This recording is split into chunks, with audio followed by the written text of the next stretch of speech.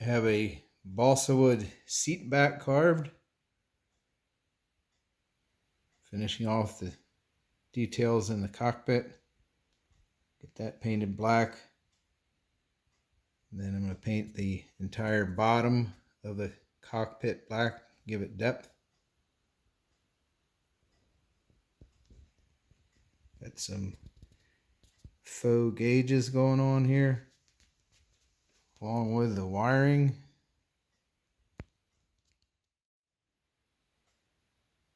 I use this small triangle file to simulate the stitching and the upholstery. Leather is not shiny like paint. While it was still tacky, I touched it all over my fingers.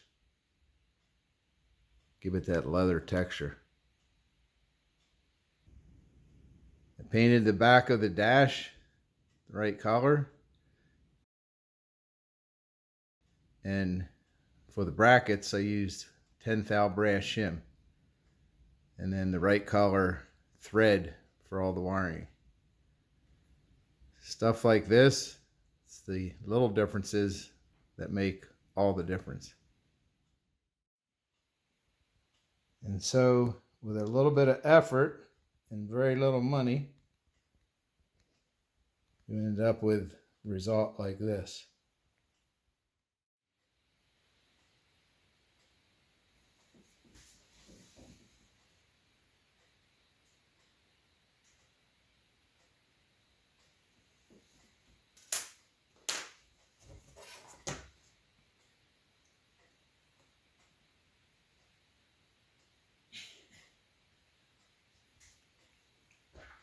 This is definitely not a paint job to be in a hurry to do. If you're going to do this scale paint job and do everything in paint versus decals, you're going to be in for the long haul.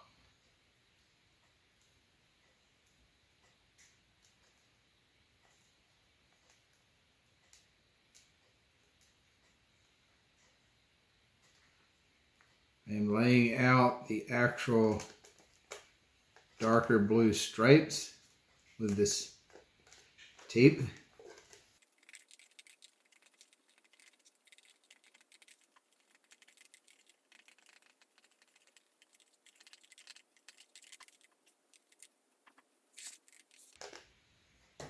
And then I'm going to have to tape up where these tape lines are. Here's why I'm taping the dark blue lines with this painter's tape first. A lot to figure out on the layout. One of the first things is the width of these lines, scale width. So I have these at 1/8 of an inch, and I notice on the 1-to-1, the white between the two dark blue stripes is the same width. So that's also 1/8 of an inch. I also had to figure, before I even painted the fins and wing, that width is the same width as these are. So I looked where these were going to run, measured actually where these are going to run on the hull, and laid them out at that width. There's a gap around all the edges, and I'm making my gap half of the width of the lines. So that's a 1/16 of an inch gap. That lays out nice because if you look on these tips of the sponsons, that's a 1/16. This line is 1/16 in from this body line right here. So that's also the same width when you're looking from the top down between these two dark blue lines. And I had to print the font, get my size, not only this way, but this way. This line's coming off this sponson tip in a 1/16. this line is 1/8 of an inch from the hatch. So that gives me a measurement right here. And then it worked out, must be pretty close to 1-to-1 because it worked out on the length of the font. So to get both sides the same, I marked the center of this font, and it's 8 inches to the center from the transom. Get both sides the same. So a whole bunch going on for layout. There's no way I was going to tape where these lines go without laying them out first. So a lot of work, a lot of thought put into it. Can't rush it. It's just not a paint job you're going to rush through. Like I said when I did the fins and wing, the nice part is once you get the dark blue lines painted, you've laid down the pattern for the whole paint job. Then for the lighter blue, there'll be the same 1/16 of an inch gap in from the dark blue, but I'll be taping, like for this panel here, I'll be taping a 1/16 of an inch in all the way around. So just thought I'd share that, look at the process. It's a slow process, but one you better enjoy.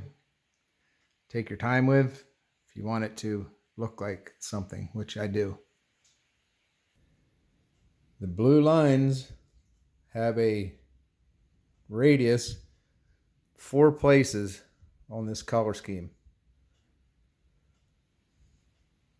Tape won't make that tight a bend, and on top of that, in order to maintain the 1/8 inch width through the bend, this radius is smaller than this radius on all 4 corners. It's smaller here, it's bigger here. To tape it up, what I've done is I've made up this plastic template, and I am cutting these pieces out to lay into them corners. This template will also work for every corner. For these corners, turn the template like this. That will do that corner, and that will do this corner. After getting these corners taped up, then I have to fill in tape everywhere else so I can paint the blue lines. So yeah, this is a good one.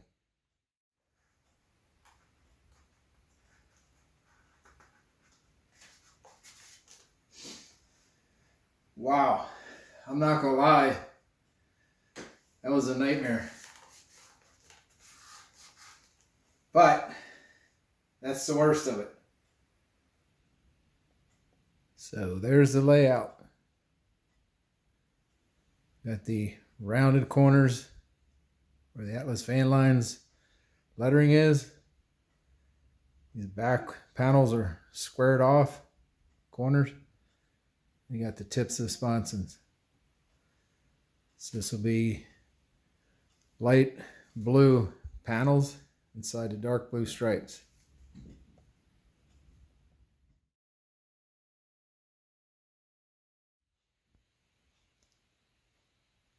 Should look pretty familiar.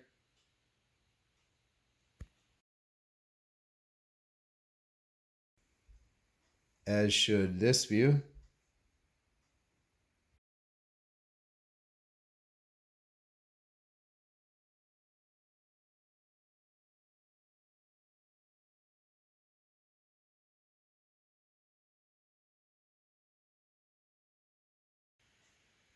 Figured out yet? Are you seeing what I'm seeing? It's this Atlas Van Lines panel on the left side. It's slightly offset. There's a bit of a jog in this blue line. I was checking my lines after I pulled the tape, comparing it to the pictures, of the 1-to-1, and I was like, oh no, there's a slight jog in this line going around the Atlas van line's panels that I missed. And then I noticed it was only on the left side. Best I can figure is they have the entire cowling shifted to the left, and they kept the letters the same size, so they had to offset this panel. If you look at this screenshot, you can see where I did the dimension lines that the gap between the sponson tips and the dimension lines, you can see this side is bigger. So I was trying to understand why they did that, and what I figure is it's for engine torque and prop walk. On the 1-to-1s, they turn the opposite direction as the RC models. So just like we have the motor offset in the cowling and the stuffing tube and the prop, they had to offset the entire cowling because they didn't have room to shift the V12 in the cowling. So therefore, they offset these Atlas van line's panels. And I've noticed some people, they have the jog on both panels on the models, and some don't have, like this one, the jog on either side. Look at this picture of this, looks like a quarter scale model in the museum out in Washington.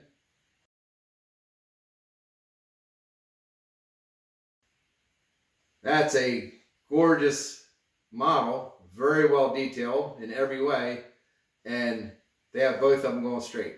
So either they missed it or chose not to do it. I'm going to leave this as is. Now be the time to change it, but how I figure is the motor is shifted in the cowling. It's on the center. So I'm going to continue with this paint job and leave both of these lines straight.